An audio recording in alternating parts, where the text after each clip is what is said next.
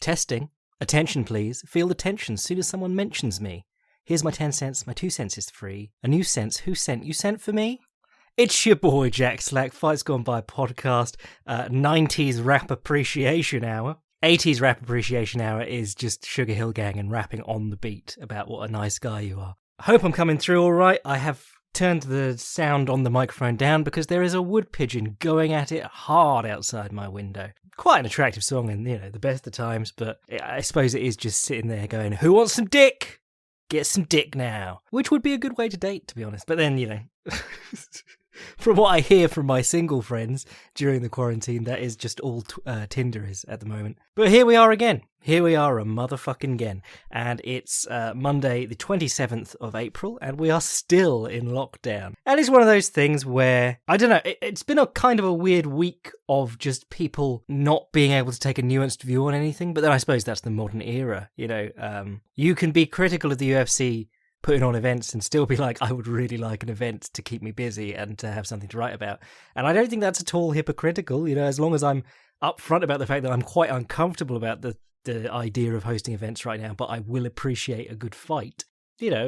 All you can do is be completely honest with your views. You don't have to the one thing that really annoys me in the modern era, and particularly in MMA, is that one promotion has to be right, the other promotion has to be wrong, and you have to stick with it. Or it's kind of like there's a few guys on Reddit who just cheerlead fight promotions, and you're like, what the fuck is wrong with you? It's not like it's your hometown fight promotion. It's not like you grew up in Chicago and it's the Chicago Bulls. It's some fucking rich people in California, in either case, whether it's Bellator or the UFC or some rich fucks in Singapore if you're cheerleading ONE FC. I mean, we've got lots of organizational news today, so that's what we're going to catch up on, and then we're going to have a little talk about the upcoming events and what you know what it is by now. I took a little break from talking about the events. We talked about Jeff Neal last week and got that Sakuraba study out, or the first part of it at any rate. But the news this week has been the same. It's just Dana White says this is what's going to happen with the fights. Someone says you can't do that. It changes slightly. Rinse and repeat, I mean, as it stands at the moment, I'll update you on what I've most recently heard. Well, at present, the UFC is claiming they still have a Fight Island in the works and it'll be up and running by June. But at the moment, it looks like Fight Island is just Florida, because Florida is the Wild West, basically. It's the Wild East of the US. Florida is going to be absolutely ravaged by coronavirus because it's the Devon and Cornwall of the US. It's just full of old fucks, and particularly old fucks who like to ignore quarantine or want the quarantine to be over. So the governor just told Vince McMahon that he can go back to filming shows every week because the WWE is apparently a vital service. So that's easily a foot in the door for the UFC. They're not going to be stopped from doing anything. So at present, we got May 9th, May 13th, May 16th, 3 events booked to come from Florida. 2 of them don't have cards at present. They got 3 fights on, but the May 9th one does. And the May 9th is UFC 249, or they're going to call it UFC 250 or whatever. And it's going to have all the stuff that was planned in the run-up to, on the previous attempt of UFC 249, Fist Fight at the End of the World, as I called it last time. It is a bizarro time to be alive, and be very interesting to see how they did this. In the meantime, Chael Sonnen's been hosting his Submission Underground, and since the last time we spoke, he's hosted another one, had Craig Jones versus Vinny Magalhaes, who's a bit of a bro. But, yeah, I mean, it's weird, because Submission Underground events are quite often Chael Sonnen hiring a top-level no-gi grappler, and then paying some MMA fighter to come in, and it's always a washout. It, 1-2 times maybe ever in, the history of MMA fighter versus top-level grappler has it been a surprise. Most of the time, it's just recognizable names getting jobbed out by top-level grapplers. The Connectic tournament was amazing. That was the run-up to ADCC, and Lachlan Giles cleaned out this whole team of MMA fighters with, Rico Rodriguez on, looking fat as hell, and old, too. But it's kind of cool, because they're still competent grapplers, but it's also, booking mismatches, basically. I mean, on the plus side, nobody's really getting hurt, because they tend to tap quickly. But Vinny Magalhaes, legit grappler. He took Gordon. Did he beat Gordon on points or something? He took Gordon to points very recently, and was like unleg lockable during it. But this time, Craig Jones, he ended up in his guard, and Vinny Magalhaes stepped a leg up. So Craig Jones is normally knee shield, steps the leg up inside the guard. So Craig Jones goes to reverse De La Riva. He inverted under him, and I think he came out. He ended up going all the way under and coming up in a 50-50, and then Magalhaes put that knee to the mat, and it was that Ryan Hall, BJ Penn style backside 50-50, or the kind that Lachlan Giles used in the ADCC, where you're basically face down on the opponent's knee on the floor, and you're twisting their heel up towards them, and there is a very audible like tearing sound, and it reminded me immediately of the judo match that got Kani Basami banned because the guy got his knee caught, like the side of his foot got caught underneath him, so his knee went sideways, and there's just like, it sounds like someone's tearing a sapling in half, a small tree. It's kind of wet, like there's a moisture to this tearing sound, but it's fucking horrible. And then like Vinny Magalhaes was like, no, I'm fine, with his knee, with his heel pointing the same direction as his knee, continued the match, and Craig Jones like put him in about 2 more heel hooks, and both times was like, are you sure? They're having this conversation during. And then Magalhaes basically tapped while nothing was happening because his knee was just mangled. It was just a terrible, terrible way to... I mean, fair play to him, he's tough as nails, but just not a great way to write yourself off for 2 to 4 months. But anyway, the reason I brought that up is because they did that again with no crowd, and Sonnen... They basically throw back to Chael Sonnen in between matches, and he has like a chat with the camera. So it's kind of like a podcast with Chael Sonnen with matches in between. It's quite enjoyable, to be honest. I mean, Chael Sonnen's worked himself into an interesting position, and fair play to him. If he's able to put these on fairly safely, then good for him. But, I think the problem is that you're always going to be bringing people from all the way across the country, or even world, if it works out the way they want it to, and then you're sending them back. Like it's doesn't matter if they get sick or don't. It's more about whether they're carrying shit. And anyone you probably follow some fighters on social media, and they're all, well, most of them are the sort of dickheads who are like, let me post you some stats about flu deaths each year or car crash deaths each year, and you're completely missing the point here, aren't you? But Roger Gracie just came out of hospital, and he's 40, and a year, 2 years removed from beating Buchecha in the gi. He's an active guy. If you go to his gym, he's still training and he's still a beast. And he has no history of lung problems or anything like that. So, it's not particularly convincing, the whole, if you don't have pre-existing asthma and you aren't on death's door anyway, you won't be affected. I think Lyman Good just tested positive too. But anyway, sorry, we've moved the next 3 events to Miami or somewhere in Florida, and... The first thing that happened was Scott Coker came out and was like, well, I think that's a bit dangerous, because if that goes wrong, it looks bad for all of us. And you are like, you are not the person to be saying this, Scott Coker. I can say this because I haven't promoted Kimbo versus Dada, and then 3 years later, while all my fanboys were like, yeah, but that was 3 years ago. Come on, get with the program. He doesn't do shit like that anymore. I booked Rampage versus Fedor, clearly without any form of checking on Rampage's condition. And it wasn't exactly a secret. We all knew Rampage was getting fat as fuck. I pointed it out several times during the Heavyweight Grand Prix. I was like, they're doing it because he's too lazy to make light heavyweight anymore. And then I said, Fedor versus Rampage will be a disastrous shit fight, and it was. And there were still people claiming it was going to be the big fight of the year, or better than 60% of UFC fights, full stop, or main events, full stop, or whatever it was. Shout out to Code Daimai on Reddit for that one.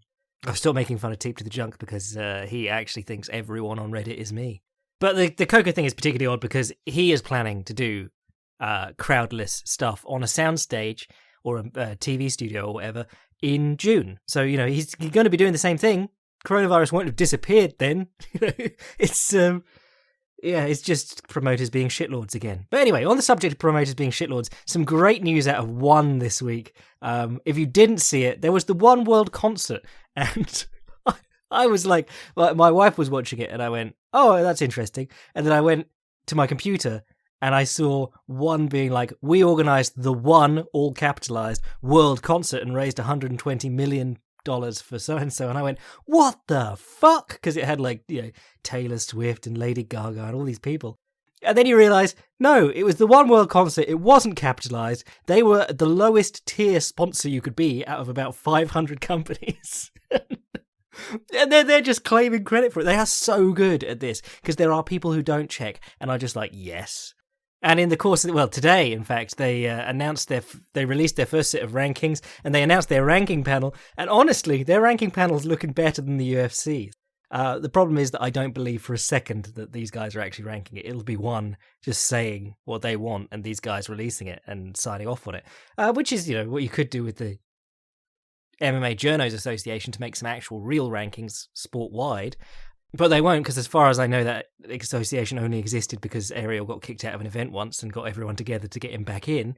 But the one ranking panel is hilarious because it's got like Rich Franklin and Misha Tate on. And I can believe Rich Franklin maybe takes his job seriously because he seems to be running all over the place doing Matt Hume's bidding over there.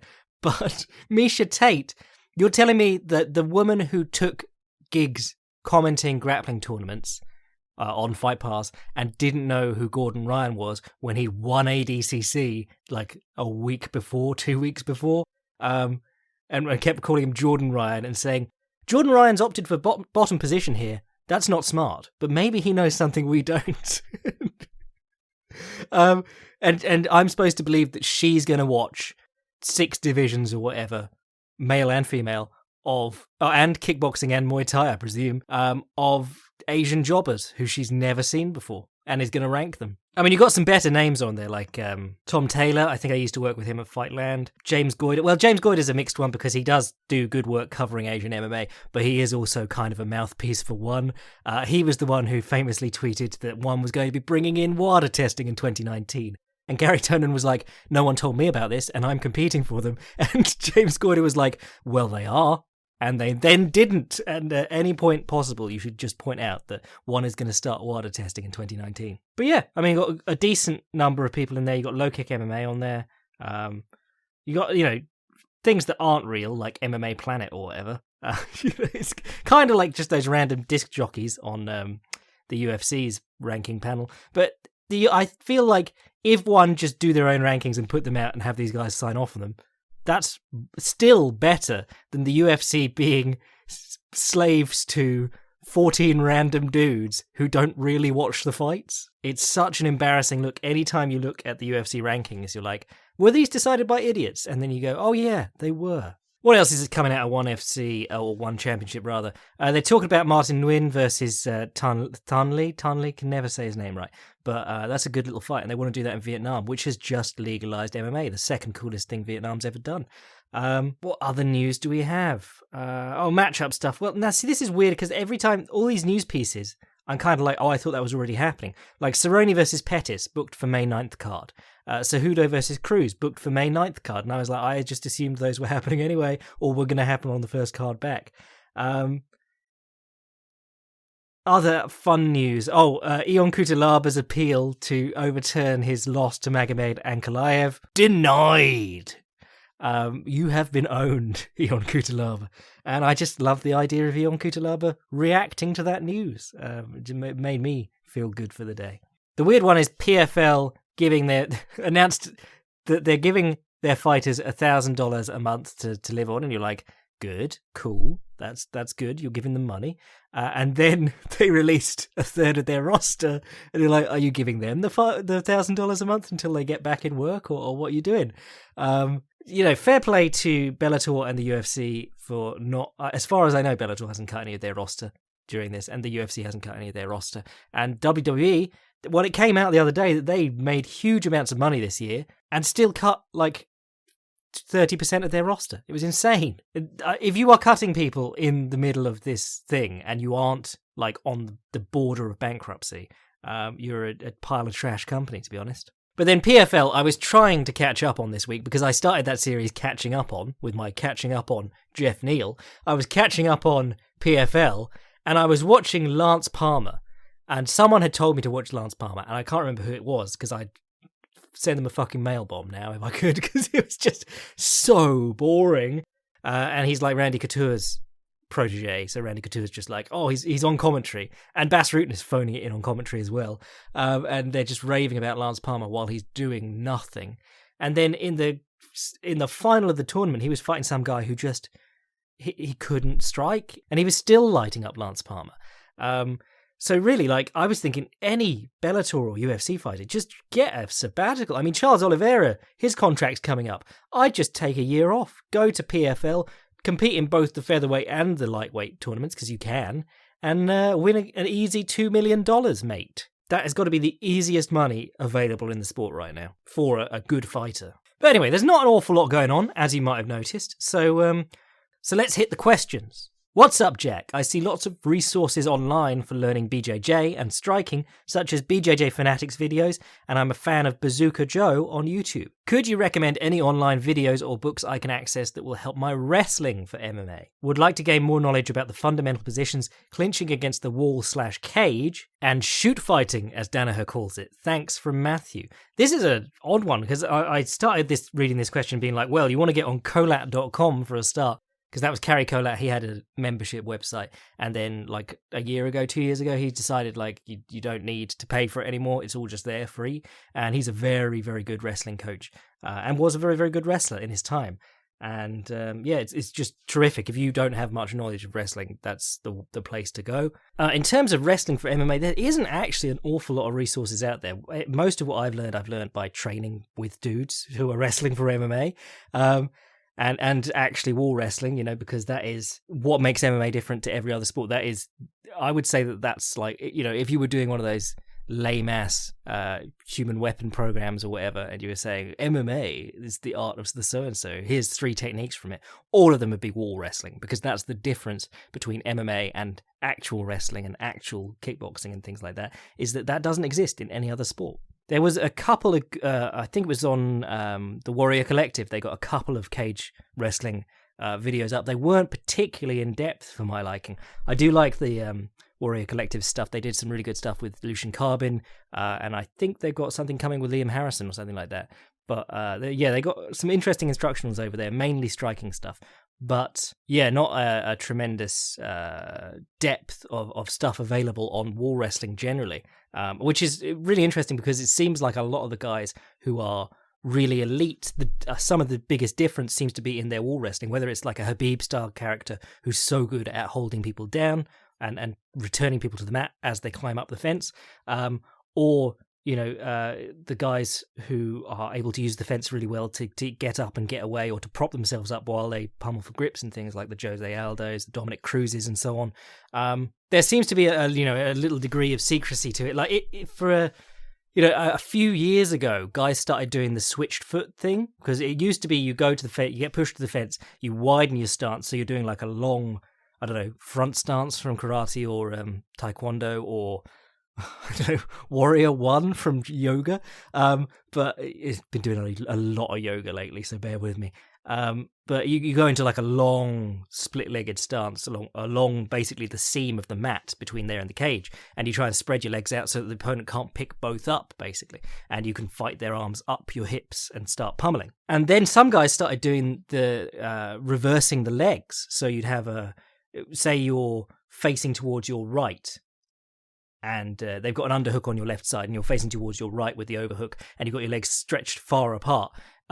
Some guys would start doing it with the left. They'd cross the left foot over and bring the right foot back, so that you're almost basically reversed stance, but facing the same way. And there still isn't an awful lot of material. Well, I don't think there is any material you can study on that, but guys are doing it more now, and you can see guys doing it, McGregor against Nate. Cruz used to do it. I think he did it against Mighty Mouse. But you'll see a few guys doing it. It's just a way to make it more difficult to scoop up both legs. And you can start running out the side door if you pummel an underhook through that space. But you really don't. Yeah, no one really talks about it. It's just a thing that some guys were doing, and even the commentators don't really talk about it, because while people like Dominic Cruz, when they say get the underhook, or Daniel Cormier's always saying get the underhook and move out to that side, that is true. That's like the fundamental rule, but that's like me saying you've got to establish your jab and then look to land the right hand. That's like the overall idea of what you want to be doing, but there's 1,000 things in there that you might shift around to try and trick the other guy first. And then there are guys who don't really care about the underhook that much at all, like Demetrius Johnson, Fabricio Verdum, guys like that. They didn't like to try and get the underhook and move themselves off in a clinch. They like to try and get their forearms in front of the opponent's shoulders, get the double collar tie, and then move out, because that places more space between you and the opponent, makes it harder for them to keep a hold, and you can hit them with a knee if they follow you. If they're not careful of their posture, if they're not really watching their P's and Q's, you could sneak out the side and start kneeing them in the head. Or body. I think, there's nothing better than just wall wrestling and working it out yourself and watching guys who are really good at wall wrestling in MMA. And there isn't like a set style of it either. Like if you watch guys from American Top Team is a big wall walking team. And I think that's why you don't really want to see guys like that, guys from American Top Team fighting Khabib, because their go-to on the mat is to scoot their butt to the fence and start trying to stand up. Now that's awesome for Kyoji Horiguchi, because that changed his career around. He used to be a guy who didn't really have a lot of getting up wrestling. He competed in a ring most of his life. But when he went to American Top Team, suddenly he's much safer. He's not giving up his back as much. He used to give up his back in every fight. He's not giving up his back as much. He's getting up on the cage. And then he went back to the ring and he's wall walking on the bottom rope. If you watch him against Darian Caldwell, keeps getting up on the ropes, which is just another, pointing out that people who say the ring prevents wall walking are fucking idiots. What it does do is makes wall walking incredibly dangerous, not in the you could be punished for it way, but in the there's a 50-50 chance you both fall through the ropes and one of you gets spiked on your head sort of way. But if you watch the American Top Team guys, they've all got similar little bits, but the overall flow of their games are very different. Dustin Poirier will try and get up, and then if he basically keeps the guillotine grip until he's either up, or he can try and DDT the person and try and continue guillotining them. Whereas Jorge Masvidal, if you remember from the Filthy Casuals guide, he tends to use he'll reach behind him for the guillotine. He'll use the switch if they burrow their head down, and he likes to make space off the fence and roll through his legs for knee bar attempts occasionally. And then with the recent Sakuraba study I just did on the Kimura, I was thinking of doing a little addendum piece on that, because Nick Diaz, when he fought GSP, he didn't play any guard, because he was like, that's where George is going to hold me down and hit me with elbows. So every time he got put on his back, he tried to roll to the turtle. And then he'd crawl to the fence, literally crawl to the fence, stand up and try and lock a Kimura grip or a double wrist lock or whatever you want to call it. There's a lot of ways to get up on the fence. It's just having something there to prop you up while you drive into it. I would say find fighters you want to emulate more than you want to, more than trying to find materials to study on it, because there isn't a lot, and a lot of it that you will be able to find is very, very basic. In terms of what Danaher calls shoot fighting, boxing into takedowns, I was watching Sean Shirk's instructional, which was volume 1, but they never made a volume 2. Because his career just sort of went off the rails. But it was good fun watching Sean Shirk spam hands and then duck in on a double leg with his head on either side. He really stressed being able to shoot a double leg with your head on the lead side and on the other side. So he used to go, all his right-handed punches, he'd try and get his head onto the left side and take the opponent down across their stance, which is what Fedor did a lot to Nog too. Fedor versus Nogueira 3 is one of the ones you should watch for throwing your right hand into takedowns. Randy Couture had a couple. The Tim Sylvia fight's a good example, I think. Is it? I can't remember. But Randy Couture didn't really do a lot of takedowns. He did more grindy stuff on the fence. You can watch GSP, but a lot of his stuff was just establishing the jab and then using a nice feint, and then the opponent's hands would rocket up to their face, which was already swelling, and then he'd dive in on their hips. I'm going to say, Sakuraba, I just can't get over how cool some of his setups were back in the day, because he used to do the real old school low single. We're going to get into all of this in one of the future episodes of the Kazushi Sakuraba Filthy Casuals guide, but he used to do the old school low single, which is the shoulder inside the knee, as opposed to the John Smith low single, which is basically all low singles now, which is the head inside the knee. But Sakuraba used to get it by kicking the opponent in the legs, and then if they picked their leg up, he'd shoot in on their standing leg and just bundle them over. Or he'd low kick them, they'd low kick back, and he'd drop on the leg and hit the low single with it basically as it hit his thigh. And he did that to everyone. He did it to Vanderlei Silva. I think he did it to Krokop. He did it to good low kickers by being, we always talk about how the low kick isn't, the other guy having much better low kicks doesn't mean you can't use your low kicks. It used to be people like, oh, low kicking with Donald Cerrone, that's suicide. And you're like, no, you just have to kick him if you want him to kick back or if you want to do something specific. So Sakuraba would low kick with these guys who are much better low kickers, and they'd kick back and he'd have their leg. Anyway, sorry that I couldn't give you some more interesting material on that wall wrestling stuff. It's not a it's not a very widely available. There's not a lot of instructional material, at least that I know of, about it. If you have found some cool instructionals on it, do hit me up or tell me in the comments on the YouTube or whatever, because I'd love to see some too. Cheers, Matthew. Hi Jack, huge fan of the pod. Just thought I'd ask what you think about Dana moving forward with the Tony versus Gaethje fight despite the initial postponement of UFC 249. If Khabib couldn't fight the first time around, and with an event date fast approaching, I sort of understand wanting to push the Tony Gaethje fight. But if the fight is rescheduled anyway, why continue to push that fight with Gaethje? Why not just push that one fight out until Khabib can fight? Think of the money they'd lose out on if Gaethje beats Tony. Sure, Gaethje versus Khabib would do good numbers, I'm sure, but no way does it do more than Tony versus Khabib. Why is Dana insisting on pushing this fight? Everyone is so desperate for UFC fights, I don't think we'd care if the headlining fight was Junior Albini versus Juan Adams. We'd all watch. So is Dana not intelligent, or is he not good at his job, or both? Cheers from Tom. It's an odd one. It really is. There's a lot of sort of like talk about what are Endeavor asking of the UFC. Are they in need of money or something like that?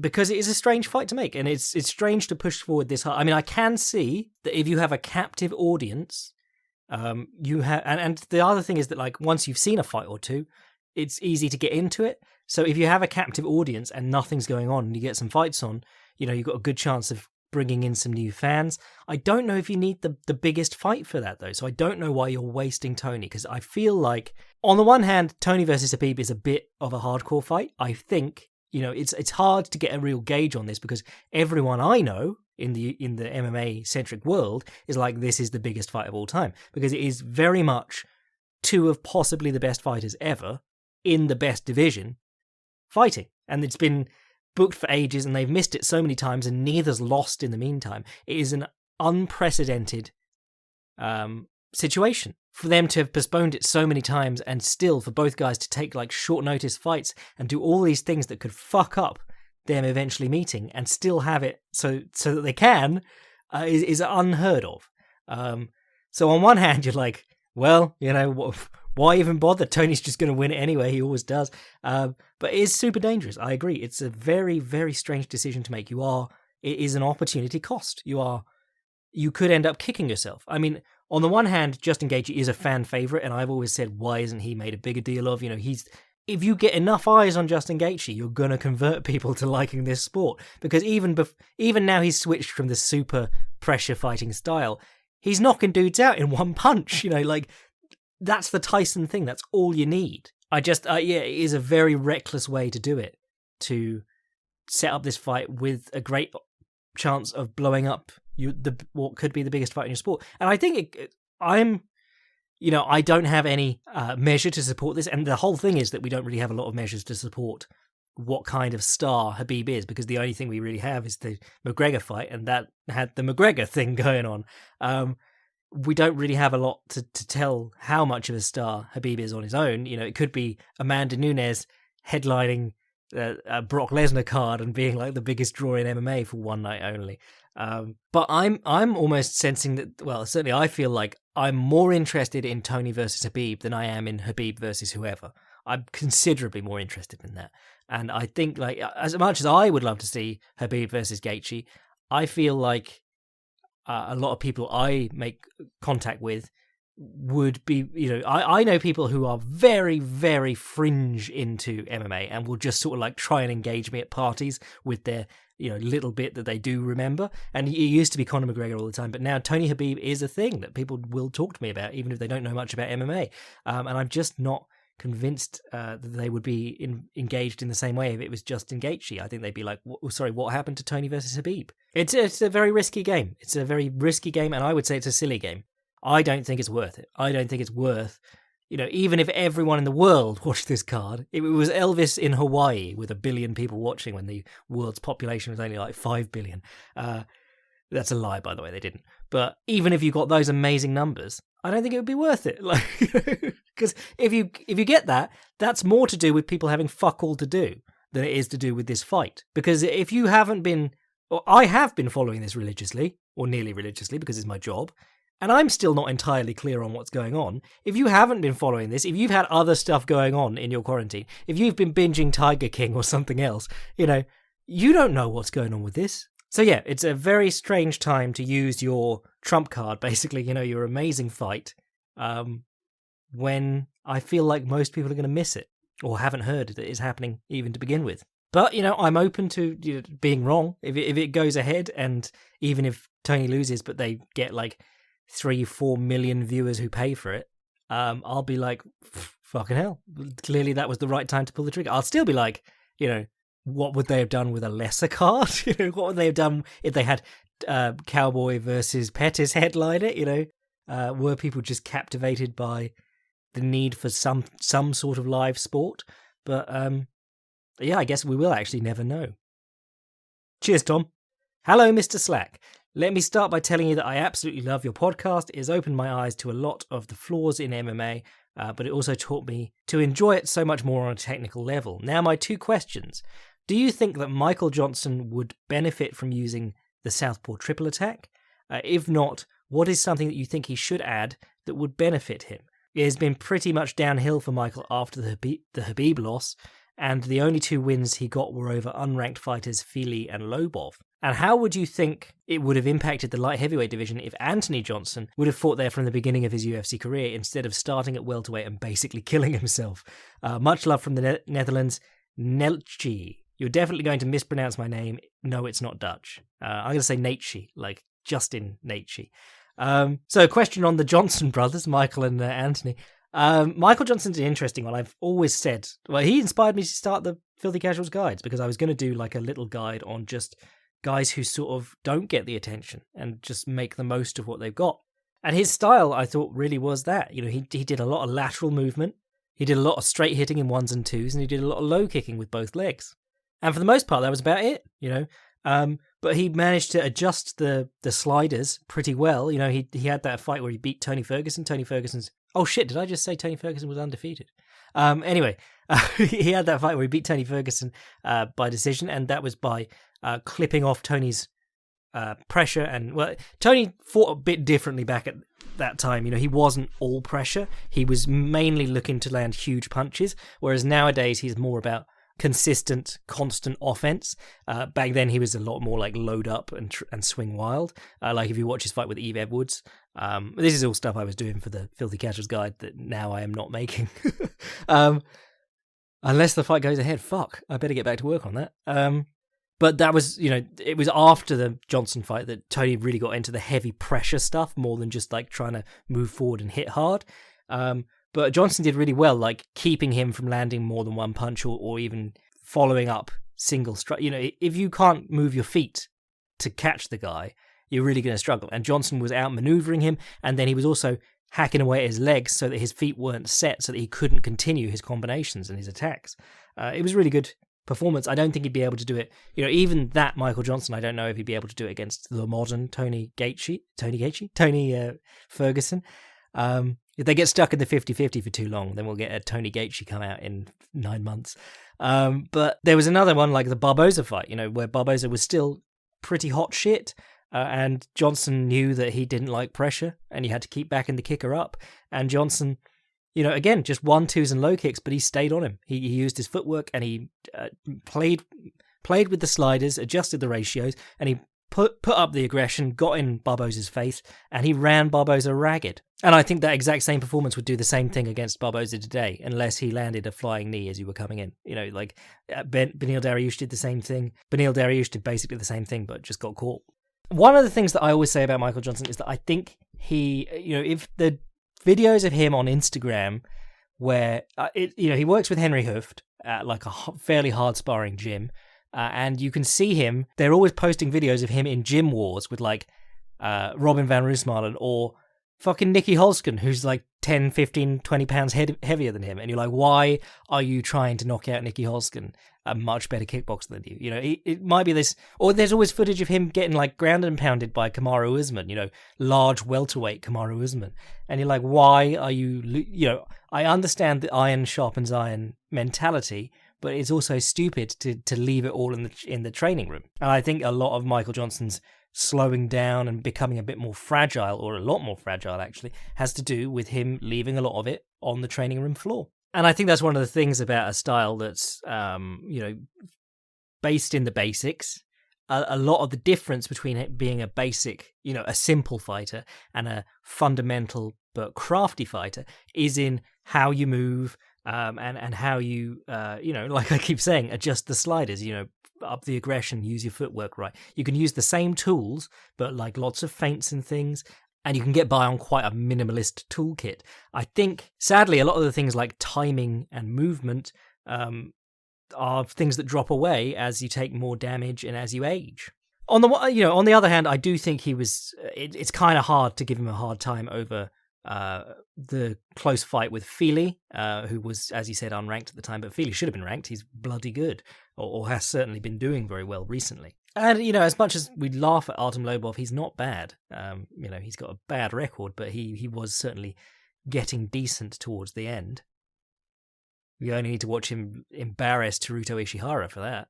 I think, it's very, very unlikely that Michael Johnson makes a massive turnaround now. I'm trying to think of like who I would send him to, or who I would ask, who I'd want to see him emulate. But again, it's a very basic style. He doesn't really, I'm not sure there's any like one thing that he could learn to make it better. Maybe if he used more of a clinch wrestling heavy style, used the fence more, some of the Big Nog, when he was slowing down, he used the head pin more, went to the Cain Velasquez position, used that to land strikes when he didn't have the speed to get in on opponents anymore, except Brendan Schaub. I think he's always going to be a bit of a mystery, Michael Johnson. I think we're going to look back on him like, how did he knock out Dustin Poirier? How did he beat Tony Ferguson? How did he run Edson Barboza ragged? And then lose these fights and so on. I think he's always going to be inconsistent, but I think more and more now he's not going to be as dangerous a fight for people, but I think there was a good length of time where he was a harder fight than his record suggested. Meanwhile, Anthony Johnson, let's talk about Anthony Johnson before he got to light heavyweight. Man, looking back, he came up fast, because he only had 3 fights when he turned up in the UFC, and he didn't come through the Ultimate Fighter or anything like that, to my knowledge. But he started as he meant to continue, because he won his first fight in 13 seconds by knockout and lost his second by rear naked choke in the second round, gassing after missing weight. That's just the Rumble story in a nutshell then. Won his next fight by knockout, and then they had that weird fight with Kevin Burns. But, he was trying to make welterweight 170, and he wasn't as big as he became. He clearly put on a lot of weight over the time, and I think maybe a lot of that is he might have had conflicting goals. He might have been trying to pack on muscle, but also try and dehydrate himself down, because he definitely got more thickly muscled as he moved up. Some of the most embarrassing examples are like the Vitor Belfort fight. He was one of Vitor Belfort's big wins. That was when he was supposed to fight at middleweight, and he came in just under 200 pounds. And, he didn't do badly, but basically he gassed and Vitor choked him out, and that was it, And if he could safely make middleweight, and you gave me Vitor Belfort versus Rumble Johnson, I'd have taken Rumble Johnson, to be honest. Takes a great shot, gives a great shot, and Vitor doesn't tend to last the distance. He's got fading issues as badly as Rumble does. Or certainly Rumble, when he misses weight, does. But, what is the stretch? The stretch is from 2007 until 2012, when he's basically booted out of the UFC in disgrace. And, his losses tended to be, he was known as a choke artist because he got choked, like Rich Clementi, Josh Koscheck, Vitor Belfort, tire out, guy gets on my back, choke and give up. And to be fair, that continued at light heavyweight. Those fights with DC where he barely seemed to be in the choke at some point. He was just like, oh, I'm done now. That's my burst of activity done. But I think if he'd gone to heavyweight sooner, I think he'd have done well, because, he's a tremendous hitter. He moves well.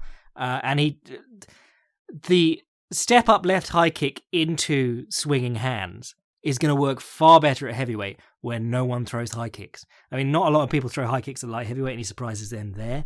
But I think he'd be an absolute monster if he did that at heavyweight. And he could also just bulk up as much as he wanted. I'd say go to PFL or something like that. Well, this is an ideal world. I think he's still signed to the UFC, so he can't actually do this. But I do what he did with World Series of Fighting, where, you go out, you pack on a ton of weight by nefarious means, like when he became a bodybuilder and became 300 pounds overnight. But you pack on a load of weight and then cycle off, try and keep the mass on, or as much of it as possible, and then come to the UFC again. I think he'd be way more interesting at heavyweight than he would be at light heavyweight throughout his career. Watching him beat up Andrei Arlovsky was good fun. I think, he's another guy who could get... I think the other thing is that heavyweights are so much less mobile. As much as Daniel Cormier gets shit for his weird-ass stand-up style, he can see a punch coming and he can move pretty fast. He's not bad athletically, and he's got good instincts. Whereas, Daniel Cormier is now a heavyweight, but whereas think of like Stipe Miocic or someone like that, aside from the Ngannou fight where Ngannou was just swinging wild, Stipe Miocic are not known for amazing head movement. And again, the left high kick is such a great technique because it stands people up, and then you can do the rumble thing where you just put your left hand on their face, like in their eyes, and try and uppercut them. At least we'd have got John Jones versus Anthony Johnson by now if he'd been at light heavyweight. But if he'd been at light heavyweight in like 2000 and when was this? 2007 through 2012. So you're talking like Forrest Griffin, Rashad Evans, Lyoto Machida, Shogun Rua. That's the sort of era you're talking about. It would have been interesting to have him in with like...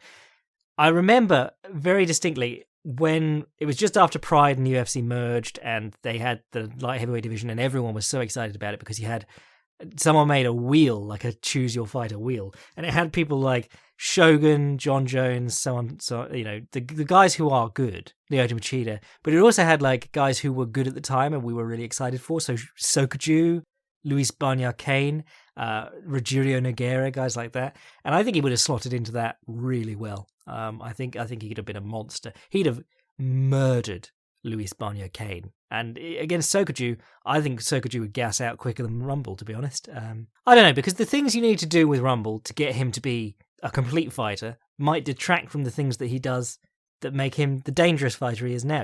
If I said to Rumble, we desperately need to work on your cardiac output, we're just going to do road work all the time. We're going to do road work, pad work constantly. Stop lifting so much weight. Stop focusing on strength training and shit like that. We're just going to do tons and tons of road work and making sure that you can go 5 good rounds.